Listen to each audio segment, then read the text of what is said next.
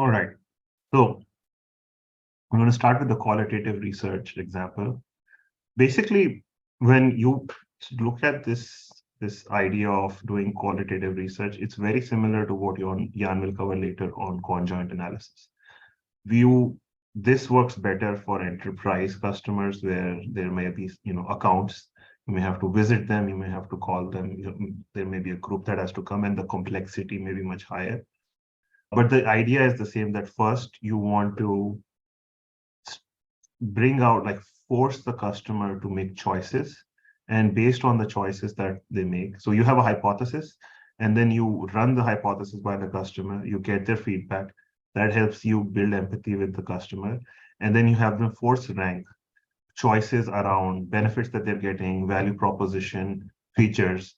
It's a way to do conjoint analysis to figure out what of your offering to them do they think is a differentiator. You have a hypothesis, but do they agree with you? What do they think is the right pricing metric for them? So what I was showing you earlier for pricing metrics, right? We had done similar analysis with our customers, and we found out that they couldn't really do the math for what we thought the right answer would be. So that help us figure out, are we making the right decision, or do we need to go and change our hypothesis? If it is in the sort of enterprise environment, from 5 to 15 calls, depending on how big your enterprise business unit is or group is, like if it's roughly like 200 to 300 customers, by 10 plus interviews, you will have a good idea of what you're hearing. And then after you've done all the interviews, you would synthesize the information, and you would report on the conclusion. So here I've provided a sample template. We can flip through a few slides. I'm not going to cover it in detail, but I'm going to explain. So Jan, if you could click on that sample template. No, above. No, go back. Sorry. Go back. There, where it says sample template. No. Oh, you wouldn't? Yeah, just click on that. Oh, okay. So you can copy this if you want. But basically, if you flip through it, right, go to slide 4.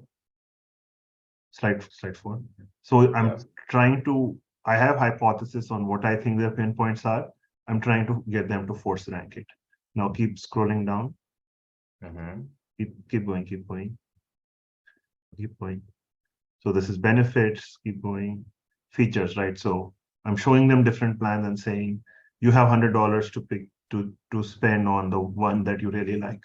So if I am showing them this good, better, best, this is just one way to force rank. You may have different features you want them to force rank or distribute $100. So it's a way for you to assess where they're getting more value from by doing forced choice, forced option sort of responses. Keep going. So you may have different metrics. So the last one was an example of selecting different metric. This is just a binary decision. But when you aggregate this across customers and their reason for the selection, you will understand what the market prefers. Keep going. So here, what I've tried to do is a Van Westendorf, a poor man's Van Westendorf, where we are asking at what price is the product going to be so cheap? And by the way, Jan will cover what a Van Westendorf is. But basically, you ask two questions: at what point is it too cheap for you to think that it is going to be of value to you, and what price is it going to be so expensive that you don't think that it's going to be ROI enough? And the next slide is more like you can do the same approach on even the feature roadmap, right? We have these things. Most of the companies will have so many things on the roadmap that they will say, but to really suss out what exactly is if out of the 4 things that are coming, what are the really important things? This sort of approach will help come up to the answer. So you can copy this. There are many other things you can add to this, but I found this to be a very helpful exercise across companies. Now, if you go back to the original slide, the next slide shows what potential outputs could be, right? So you do this analysis, you come back. We used to at Medallia rate the companies on what do we think the customers' willingness to buy is.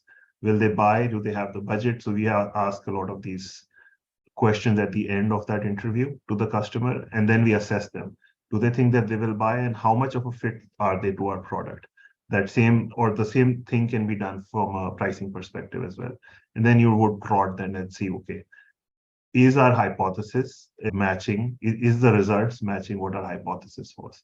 You could do the outputs of the top right feature. You can do a frequency distribution on the features. You can do a frequency distribution on the benefits, right? What was the top rated benefit? Was the top rated feature?